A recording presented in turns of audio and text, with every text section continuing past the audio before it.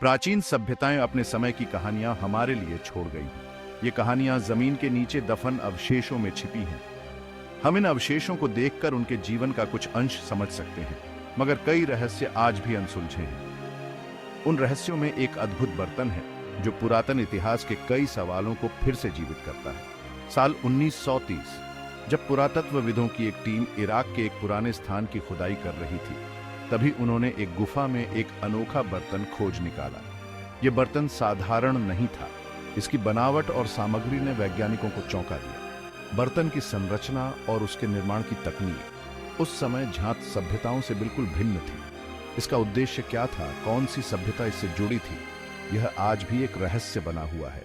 Chapter Discovery of the Mysterious Pot, Chapter 1. Title Discovery of the Mysterious Pot.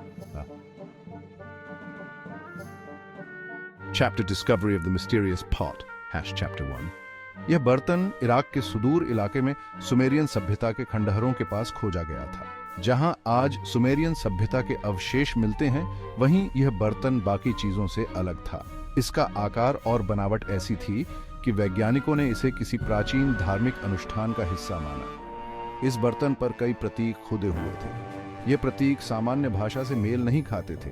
इनमें से कुछ चिन्ह त्रिकोण, वृत्त और अद्भुत ज्यामितीय आकारों में बने थे, जो किसी भी ज्ञात सभ्यता से मेल नहीं खाते थे। इससे यह संभावना बढ़ जाती है कि यह बर्तन किसी अज्ञात सभ्यता का हिस्सा हो सकता है, जिसका कोई प्रमाण अब तक नहीं मिला।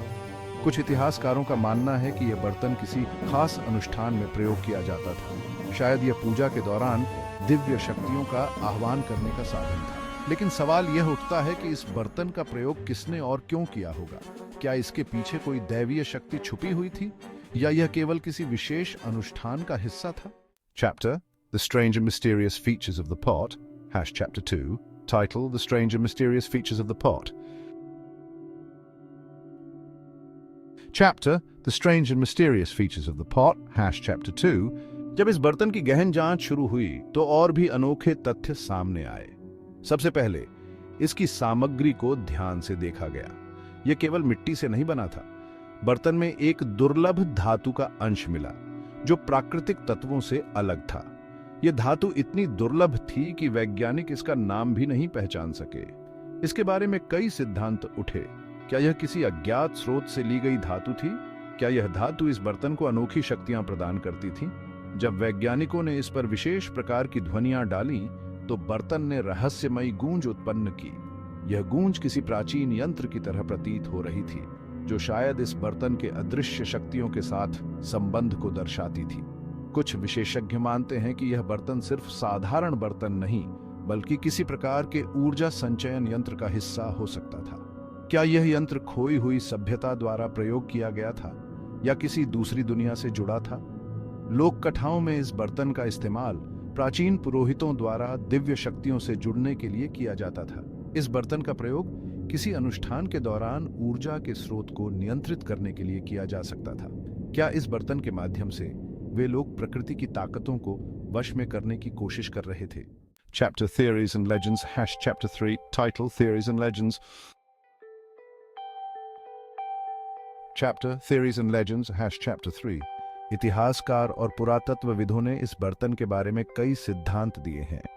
कुछ का मानना है कि यह बर्तन एक अज्ञात सभ्यता से जुड़ा है, जिसने उन शक्तियों का ज्ञान प्राप्त कर लिया था जिनका हम आज तक अंदाजा नहीं लगा पाए हैं। वहीं कुछ लोग इसे शापित बर्तन कहते हैं, जिसका प्रयोग किसी अनहोनी को नियंत्रित करने के लिए किया गया था। एक प्राचीन लोक कथा में कहा गया है कि इस बर्तन को देवताओं की आत्माओं को कैद करने के लिए बनाया गया था।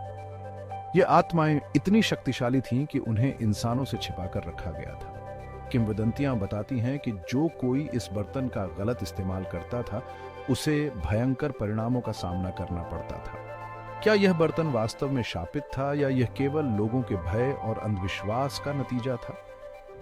कुछ इतिहासकारों का मानना है कि इस बर्तन का प्रयोग विशेष अनुष्ठानों के दौरान प्राकृतिक शक्तियों को बुलाने के लिए किया जाता था। यह शक्तियां इतनी विशाल और प्राचीन थीं कि उनका नियंत्रित करना आम इंसान के लिए असंभव था। Chapter The Mystery in Modern Times, Chapter 4. Title The Mystery in Modern Times.